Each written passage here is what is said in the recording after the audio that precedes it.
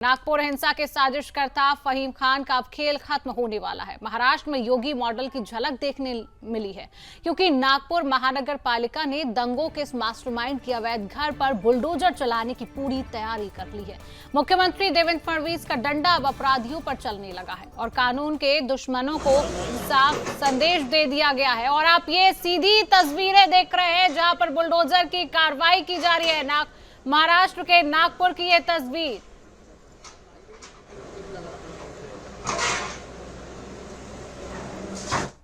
तो ऐसी खबर पर और अधिक जानकारी लेंगे ग्राउंड जीरो से हमारी संवाददाता स्नेहल जोशी जुड़ चुकी है। स्नेहल, क्या तस्वीरें सामने आ रही है? महाराष्ट्र में पहली बार बुलडोजर की कार्रवाई हो रही है।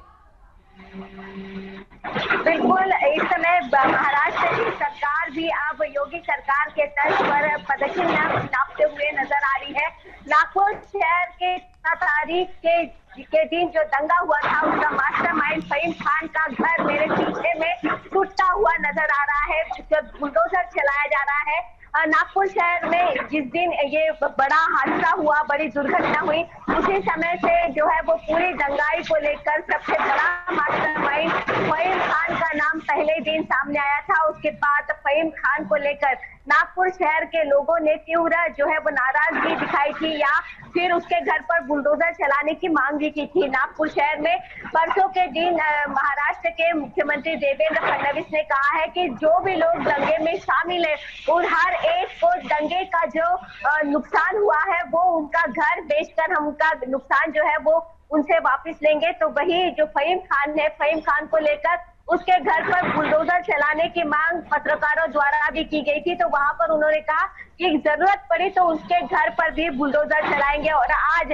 उसके घर पर बुलडोजर चल रहा है। एक और हम कह सकते हैं कि महाराष्ट्र के मुख्यमंत्री ने कहा था कि जब जरूरत पड़ी तो बुलडोजर चलाएंगे, लेकिन हाँ अब जरूरत पड़ी है क्योंकि उसका जो घर है 900 स्क्वायर फीट का था और वो नागपुर महानगर पालिका के लीज पर था। उसकी लीज जो है वो 30 साल की खत्म हो गई थी, फिर भी उसका घर जो है वो शुरू था, उसका घर जगह पर था, लेकिन अब उसके घर पर बुलडोजर आज चल चुका है। बिल्कुल स्नेहल, महाराष्ट्र सरकार की तरफ से ये पूरे महाराष्ट्र वासियों और जिहादियों को खासकर एक बड़ा संदेश जा रहा है। जो हमने उत्तर प्रदेश में कार्रवाई देखी, बुलडोजर की कार्रवाई, वो महाराष्ट्र में भी देखने को मिल रही है। जिस तरीके से ग्राउंड जीरो पर आप मौजूद है, एक बार स्नेहल उसकी तस्वीरें भी दिखाइए, क्योंकि महाराष्ट्र में पहली बार ये कार्रवाई हो रही है और कहीं ना कहीं जिहादियों के लिए एक बड़ा संदेश प्रशासन की तरफ से। बिल्कुल बिल्कुल, हम कह सकते हैं बिल्कुल बड़ा संदेश है। 900 स्क्वायर फीट का डबल स्टोरी उसका जो बिल्डिंग है वो सवेरे 9 बजे से ही पुलिस प्रशासन द्वारा, भारी पुलिस प्रशासन द्वारा यहाँ पर तैनात की गई थी। पहले उसके टीन का जो शेड था या फिर उसकी कंपाउंड वो तोड़ी गई और आज अभी 2 बड़े बुलडोजर यहाँ बुलाए गए और उसके बुलडोजर के साथ उसके घर को अब तोड़ा जा रहा है। हम कह सकते हैं नागपुर के जो जनता है जिनकी ये मांग थी कि पूर्ण तरीके से उसके घर पर बुलडोजर चलाया जाए, यहाँ तक कि पत्रकारों की भी मांग थी कि फहीम खान के घर पर बुलडोजर चलाया जाए और आज जो है वो बुलडोजर चलाया जा रहा है। हालांकि ये लीज कंप्लीट ना होने की वजह से, यानी कि जो महानगर पालिका की लीज थी वो 30 साल की थी और वो अब खत्म हो चुकी है और यही बहाना जो है वो महाराष्ट्र सरकार के लिए बहुत बढ़िया है कि वो अब ये जो है वो सरकारी कार्रवाई उसके घर पर कर रहे हैं। हाँ बिल्कुल स्नेहल, अभी कितना हिस्सा जो है वो जिहादी के मकान का क्षतिग्रस्त हो चुका है और सुरक्षा की क्या व्यवस्थाएं अभी वहां पर नजर आ रही है स्नेहल? बिल्कुल, सुरक्षा की पुख्ता जो है वो व्यवस्थाएं है। हालांकि बैरिकेड्स लगाकर पत्रकारों को भी कहा गया है कि दूर से उसकी शूटिंग करें और साथ में तो नागपुर शहर के सीपी हो, एसपी हो या फिर एडिशनल सीपी हो, हर कोई यहाँ पर है।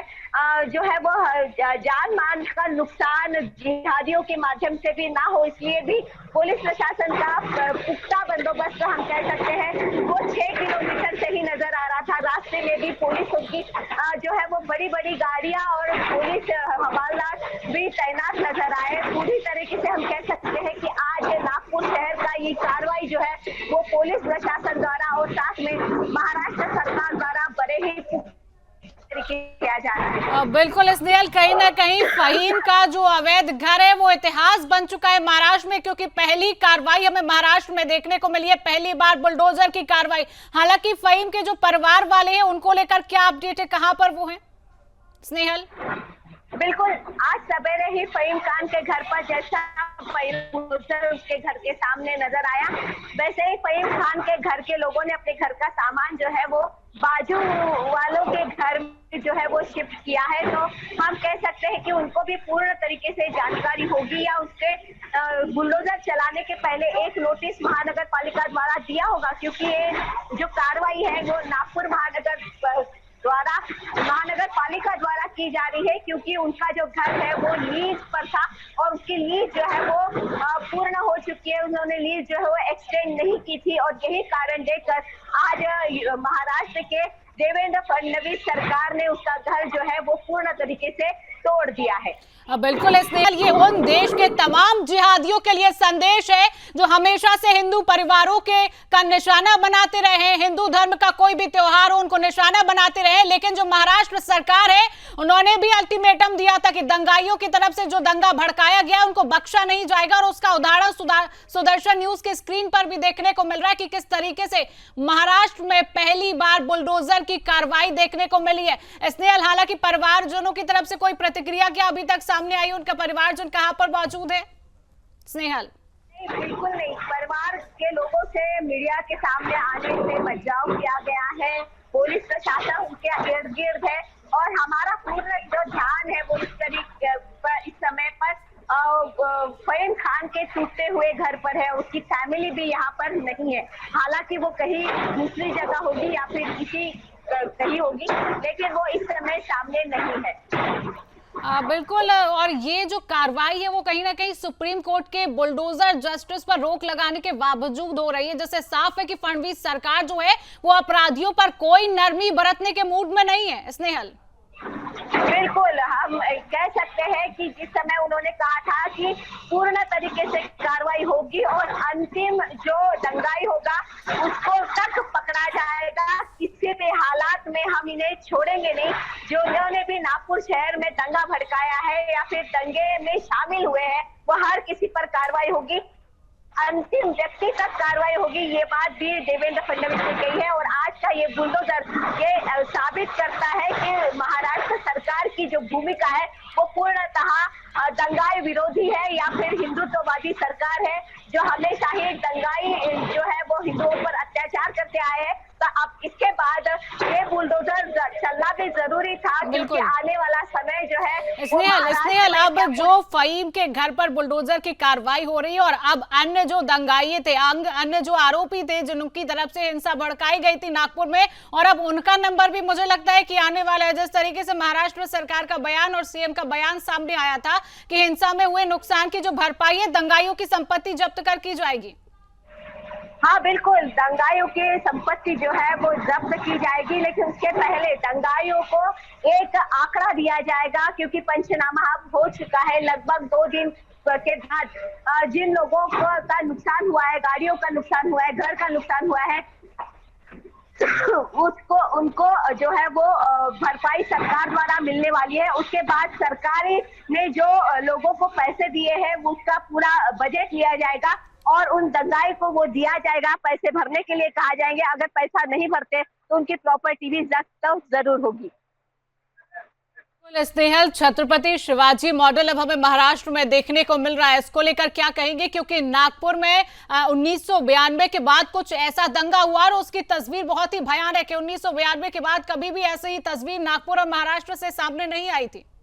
स्नेहल, बिल्कुल, नागपुर शहर में पहले बहुत दंगे होते थे ऐसा कहा जाता है, लेकिन राष्ट्रीय स्वयंसेवक संघ के सरसंघ चालक जो पहले सरसंघ चालक है हेडगेवार, उनके द्वारा नागपुर शहर में शाखा लगाई गई, पथ संचलन होते गए। उसके बाद जो है वो नागपुर में दंगे नहीं होते हैं, इस तरीके की बात यहाँ पर बोली जाती है। लेकिन जब 92 का दंगा हुआ उसके बाद का ये सबसे पहला और बड़ा है जिससे इतना बड़ा नुकसान हुआ है। तो हम कह सकते हैं कि कार्रवाई के बाद ऐसे दंगे अब नागपुर शहर में नहीं होंगे और शायद पूरे महाराष्ट्र में भी नहीं होंगे। बिल्कुल, एक बहुत बड़ा संदेश है महाराष्ट्र सरकार की ओर से और एक बहुत बड़ा सबक है उन जिहादियों के लिए जो दंगा भड़काते हैं, क्योंकि 1992 के बाद महाराष्ट्र से कभी भी ऐसी तस्वीर, नागपुर से खासकर ऐसी तस्वीर सामने नहीं आई है। हालांकि स्नेहल, इसकी भी जानकारी दीजिए कि मकान का कितना हिस्सा अभी बुलडोजर की तरफ से क्षतिग्रस्त किया गया है?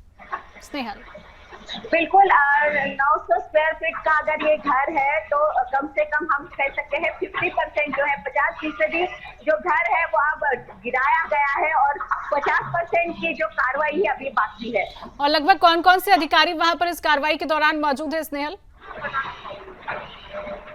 बिल्कुल नागपुर शहर के पुलिस आयुक्त, पुलिस उपायुक्त, पुलिस सभी जो है आईजी, सीपी, डीसीपी सभी लेवल के जो अधिकारी हैं, नागपुर महानगर पालिका के भी अधिकारी यहाँ पर है। और साथ में परसों के दिन हुए जितने भी जो बड़ी महाराष्ट्र के मुख्यमंत्री देवेंद्र फडणवीस के साथ जो बैठक हुई थी वहाँ पर जो लोग महत्वपूर्ण लोग जो शामिल थे वो भी यहाँ पर मौजूद है, लेकिन कैमरे के सामने कोई आने के लिए तैयार नहीं है क्योंकि ये जो कार्रवाई है वो नागपुर महानगर पालिका द्वारा पुलिस प्रशासन के दायरे में की जा रही है। चलिए बिल्कुल स्नेहल, तमाम जानकारी आपने हम तक पहुंचाई। फिलहाल आप नजर बनाए रखिए और तमाम जानकारी साझा करने के लिए आपका बहुत बहुत